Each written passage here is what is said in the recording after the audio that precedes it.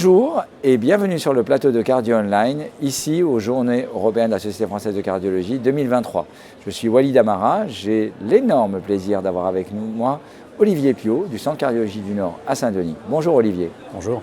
Dans ce congrès, tu as parlé notamment de stimulateurs sans sonde.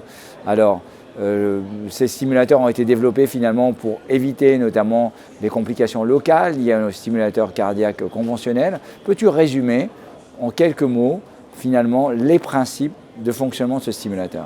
Alors le principe de la stimulation sans sonde, c'est on introduit par voie veineuse fémorale droite, donc par cathétérisme, un matériel, une sonde porteuse qui va amener ce tout petit stimulateur cardiaque qui fait moins de 1 cm3 à la pointe du ventricule droit au niveau du septum et qu'on va larguer, positionner à cet endroit-là. Donc ça, c'est la stimulation ventriculaire droite qui est maintenant bien utilisée en pratique quotidienne. Et on a d'autres appareils qui vont permettre d'aller stimuler aussi du côté gauche, mais qui sont encore en développement, on en parlera peut-être un peu plus.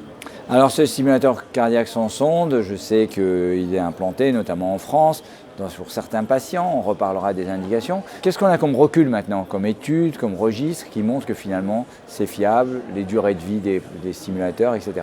Alors on a un recul maintenant assez important, puisque ça remonte presque à 10 ans finalement, les premières implantations. On a des très bons paramètres de stimulation, de détection, comme tout stimulateur c'est important, et aussi sur le long terme.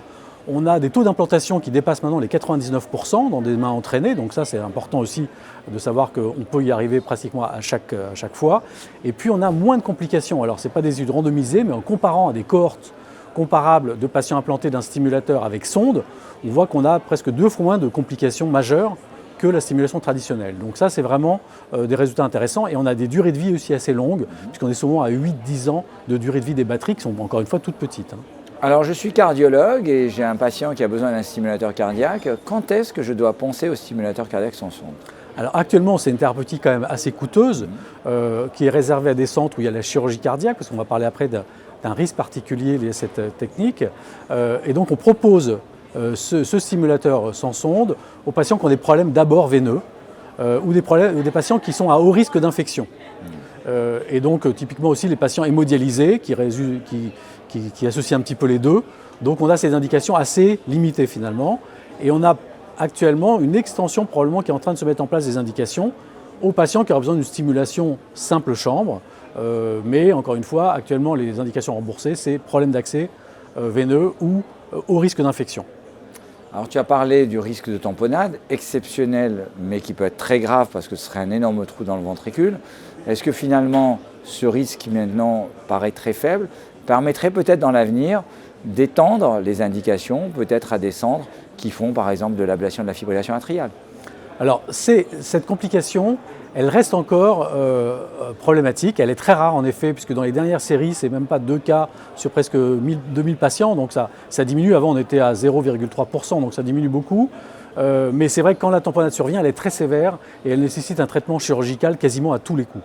C'est vrai qu'avec l'extension des indications, avec l'augmentation des implantations et avec ces taux qui diminuent de plus en plus, probablement un jour on se posera la question de savoir s'il y a besoin de coupler finalement cette implantation à ces sites de chirurgie cardiaque.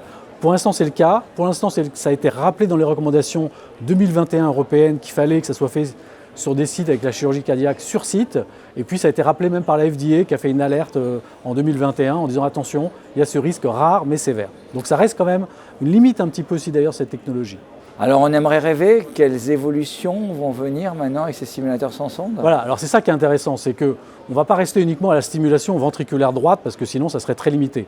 On a des appareils double chambre qui se mettent en place avec un autre appareil qu'on mettra dans l'oreillette droite et donc qui fonctionne très bien et c'est en cours d'étude.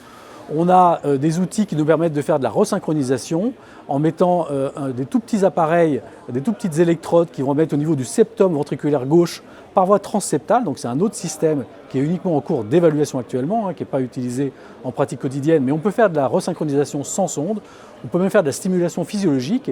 Et le dernier point qui est maintenant un véritable problématique qu'on a régulièrement, c'est d'éviter d'altérer les valves tricuspides. On n'a jamais regardé ça pendant des années, maintenant on voit que finalement ça a un impact.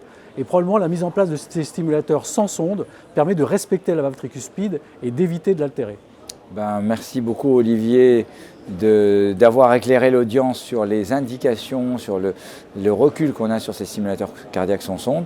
J'espère que cette vidéo vous a intéressé et à très bientôt.